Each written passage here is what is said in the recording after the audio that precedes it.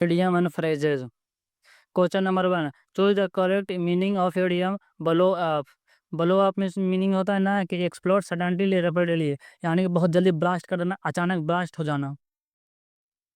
Is correct answer होगा option D, destroy by and explosion, यानी कि तीव्र गति से आना और विस्फोट हो जाना, यानी कि इस पर आग लगकर विस्फोट हो जाना।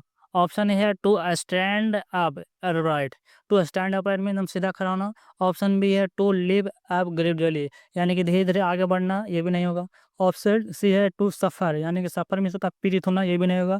इसका करेक्ट आंसर होगा option D, destroy by an explosion. Question number 2 है, choose the correct meaning of idiom know a thing or two, यानी कि नो थिंग का मीनिंग है ना कि नो और experience about a particular subject, यानी कि किसी सब्जेक्ट के बारे में, उसके बारे में जानकारी रखना, यानी कि उसको एक्सपीरियंस होना, महारत हासिल होना कि उस काम के प्रति। इसका करेक्ट आंसर होगा ऑप्शन डी, नो समथिंग, यानी कि किसी के बारे में जानना।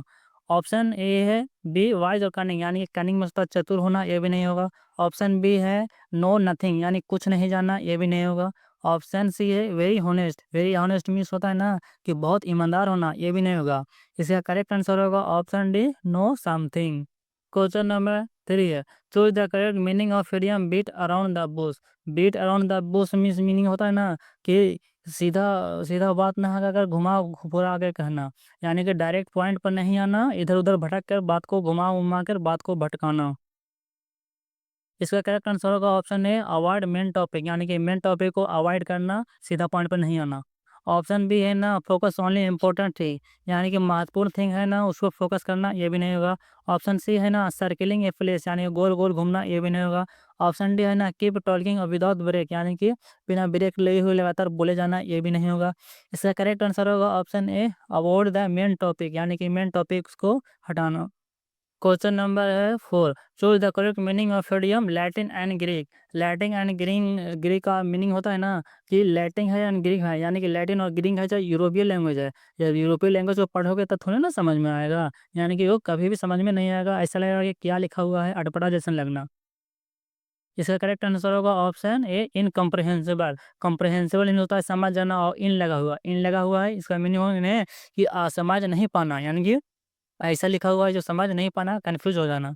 ऑप्शन बी है अनवाइज होना, अनवाइज होना यानी कि किसी के प्रति निष्पक्ष नहीं होना, पक्षपात की नज़र से देखना। ऑप्शन सी है इंटरेस्टिंग होना, इंटरेस्टिंग में मतलब बहुत रोचक होना। ऑप्शन डी है लूसिड होना, लूसिड में मतलब बहुत क्लियर होना, ये भी नहीं होगा। इसका करेक्ट आंसर होगा option A, incomprehensible. Question number 5 है, choose the correct meaning of idiom ring a bell. Ring a bell meaning होता है ना कि स्कूल, यानी कि ऐसा घंटी ना जो आप फेवर हो, आप उस साउंड के बारे में जानते हो। जैसे हम स्कूल में जब घंटी लगती है तो उसके बारे में जान जाते हो ना, जब स्कूल घंटी लगी है तो क्लास शुरू हो या क्लास खत्म होगा या छुट्टी होगी, यानी कि आप उस साउंड के बारे में फैमिलियर हो, आप उस साउंड को जानते हैं। इसका करेक्ट आंसर होगा ऑप्शन बी, साउंड फैमिलियर, यानी कि आप उस साउंड के बारे में जान रहे हो कि ये घंटी लगी है तो कुछ आगे आगे की एक्टिविटी होगी। ऑप्शन ए है साउंड स्ट्रेंज, यानी कि स्ट्रेंज होता है अजब गजब, यानी कि अजब आवाज़ निकलना, ये भी नहीं होगा। ऑप्शन सी है ना कि साउंड डिफरेंट, यानी कि अलग आवाज़ निकलना, ये भी नहीं होगा। ऑप्शन डी है ना साउंड इंटरेस्टिंग, यानी कि इंटरेस्टिंग साउंड को सुनना, ये भी नहीं होगा। इसका करेक्ट आंसर होगा option B, sound familiar. Question number 6 है, choose the correct meaning of idiom all bark and no bite. All bark and no bite का मीनिंग होता है ना कि पूरा भौंकना, यानी कि कुछ खाली मुंह से बोलना लेकिन कुछ काम करने को एक्शन नहीं करना, यानी कि सिर्फ बोलने में तेज होना, बाकी काम को करने में तेज नहीं होना। इसका करेक्ट आंसर होगा option A full at of talk but low and action, यानी कि खूब बोलना लेकिन कोई कार को नहीं करना। ऑप्शन बी है someone who stick his word. Someone who stick में उसका कायम रहना, यानी कि उस बात को बोल दिया उस काम को करने में, यानी कि काम को करने में होना, यानी कि कैपेबिलिटी होना, कैपेसिटी होना कि आप जो बात बोल है ना वो करके दिखाओगे।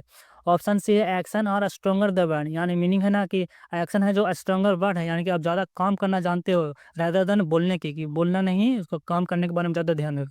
ऑप्शन डी है ना not being able to understand, यानी कि कोई भी आप एबल अंडरस्टैंडिंग होता है ना कि आप नहीं समझ रहे हो। इसका करेक्ट आंसर होगा option A, full of bulk but low and action.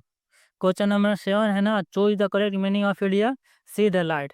See the light means होता है ना कि किसी को रियलाइज होना, यानी कि जब सी द लाइट में होता है ना कि किसी सच्चाई के बारे में जान जाना, उसके बारे प्रति में जान जाना कि हाँ ये सच्चाई है। इसका करेक्ट आंसर होगा option A, understand the truth. Understand the truth means होता है ना कि सच्चाई को समझ जाना, सच्चाई के बारे में जान जाना या समझ जाना। ऑप्शन बी है इन एक्सपीरियंस, एक्सपीरियंसड होना। एक्सपीरियंसड हॉरर मीन्स होता है ना कि बहुत, हॉरर मीन्स होता है बहुत डर भय होना, यानी कि बहुत डर होना। ऑप्शन सी है turned on the lamp. Turned on lamp में सुना है कि लैम्प को उलट देना, ये भी नहीं होगा। ऑप्शन डी है had a vision. Had a vision means होता है ना कि क्लियर और साफ दिखाई देना, ये भी नहीं होगा। यानी कि हैड ए विजन मीन्स होता है ना, विजन होता है आपके प्रति एक लक्ष्य होता है, टारगेट होता है ना, विजन, उसी को बोलते हैं हैड ए विजन, ये भी नहीं होगा। करेक्ट आंसर होगा option A, understand the truth. Question number 8 है choose the correct meaning of idiom play of old स्कोरेज।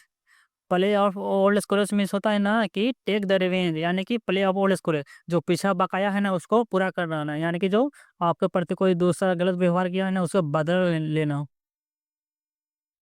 इसका करेक्ट आंसर होगा option C, have one revenge, यानी किसी से बदला लेना, बदला, रिवेंज में होता है बदला लेना। ऑप्शन ए है क्लियर वन डेव, यानी कि किसी को डेव को पूरा करना, ये भी नहीं होगा। ऑप्शन बी है टू स्कोर गुड मार्क, यानी कि अच्छा मार्क को करना, ये भी नहीं होगा। ऑप्शन डी है ना टू बी सक्सेसफुल, यानी कि सक्सेसफुल हो जाना, ये भी नहीं होगा। इसका करेक्ट आंसर होगा option C, have one revenge. Question number है 9, choose the correct meaning of area hit the nail on the head. Hit the nail on the head का मीनिंग होता है ना कि एकदम से समथिंग दैट एग्जैक्टली, यानी कि हिट द नेल, यानी कि एग्जैक्टली को समझ जाना, एग्जैक्टली उसी को वर्ड को पा जाना, यानी कि समझ लेना एकदम क्लियरली, साफ साफ। इसका करेक्ट आंसर होगा option C, say something that is exactly, यानी कि एकदम एग्जैक्टली उसी निशाने पर टारगेट को हिट करना। ऑप्शन ए है hit someone hard on the head, यानी किसी से कठोरतापूर्वक को अपने हार्ड को हेड को मारना। ऑप्शन बी है ना हार्ट समन विथ नेल, यानी किसी को हार्ट करना, अपना नेल नाखून से किसी को हार्ट करना, ये भी नहीं होगा। ऑप्शन डी है से और do something that is painful, यानी कि किसी को बोलना पेनफुल के बारे में, ये भी नहीं है। क्वेश्चन नंबर 10 है choose the correct meaning of idiom boil the ocean. Boil the ocean means meaning होता है ना कि ऐसा काम को करना जो कभी पॉसिबल ही नहीं है। जैसे ओशियन है, ओशियन तो बहुत बड़ी पानी है, उसमें ओशियन में वो उसको बॉयल करना, उसको उबालोगे थोड़ी ना ओशियन को उबलेगा, ओशियन वो थोड़ी ना उबलेगा, ये कभी काम हो ही नहीं सकता, यानी कि कभी पॉसिबल नहीं है। इसका करेक्ट आंसर होगा option D, an impossible, almost impossible project, यानी कि ऐसा काम जो कभी पॉसिबल हो ही नहीं सकता। आप ओशियन को बॉयल नहीं कर सकते हो, यानी कि उसको खौला नहीं सकते हो। ऑप्शन ए है create a controversy. Controversy means होता है ना कि कंट्रोवर्सी क्रिएट करना, यानी कि नया प्रॉब्लम को शुरुआत करना। ऑप्शन बी है बी फ्यूरियस ओवर समथिंग, यानी किसी के प्रति गुस्सा हो जाना, ये भी नहीं होगा। ऑप्शन डी है सी प्लान टू टेक रिवेंज, यानी किसी से बदला लेना, ये भी नहीं होगा। इससे करेक्ट आंसर होगा option D, and almost impossible project.